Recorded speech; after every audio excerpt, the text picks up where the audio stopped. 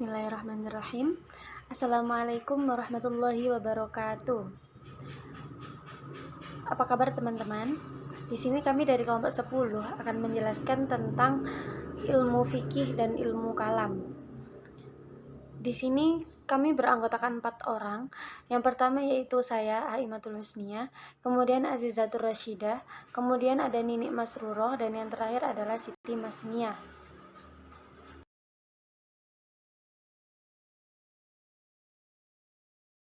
Memasuki materi yang pertama yaitu tentang definisi fikih. Kemudian apa sih ilmu fikih itu? Nah, fikih berasal dari kata faqaha yufaqihu fikhan atau dalam bahasa Indonesia berarti pemahaman. Kemudian secara istilah, apa sih pengertian dari fikih itu? Nah, fikih dalam istilah mempunyai arti ilmu yang membahas hukum-hukum syariat, bidang amalia atau perbuatan nyata yang diambil dari dalil-dalil tertentu atau dalil-dalil secara terperinci.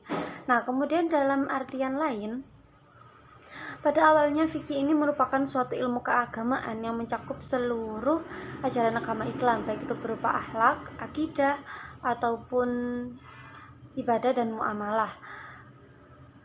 Yang kemudian dalam suatu perjalanan perkembangannya, fikih ini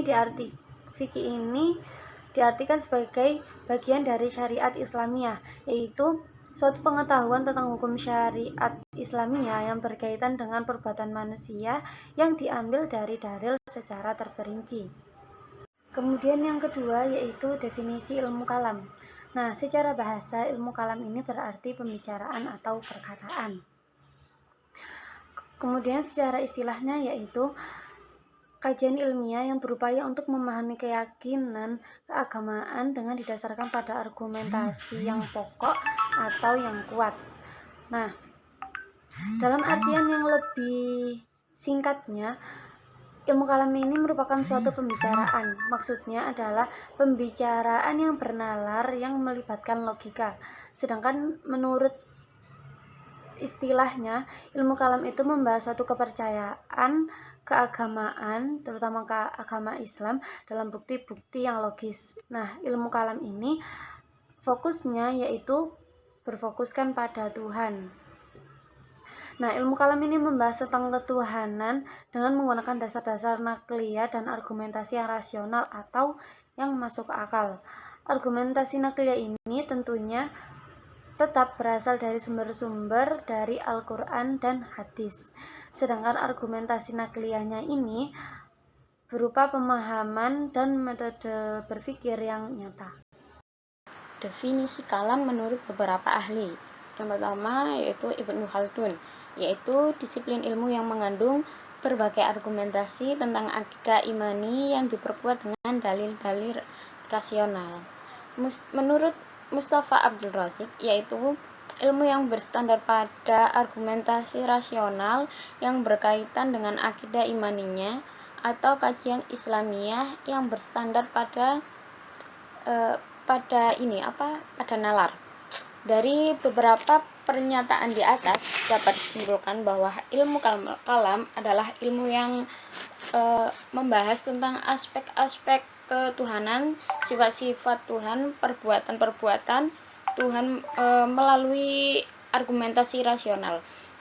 Ilmu kalam juga merupakan nama lain dari berbagai ilmu yang menjadi dasar kepercayaan atau keimanan dalam Islam. Yang selanjutnya yaitu fungsi dan kegunaan ilmu fikih. Yang pertama yaitu berfungsi untuk memahamkan kepada kita sebagai umat muslim agar dapat memahami atau mengerti dan melaksanakan pokok-pokok hukum Islam atau syariat Islam, dan tata cara pelaksanaannya agar dapat diterapkan dalam kehidupan kita sehari-hari, yaitu menjadikan kita sebagai muslim atau muslimah yang taat dalam menjalankan atau melaksanakan syariat Islam secara kafah atau secara sempurna. Selain itu, fikih dalam kehidupan umat muslim bertujuan untuk memberikan pengarahan agar kita selalu berada pada jalan yang benar, Maksudnya jalan yang benar itu hidup sesuai dengan syariat Islam yang bersumber dari Al-Quran, As-Sunnah, ijma ulama dalam mempelajari fikih.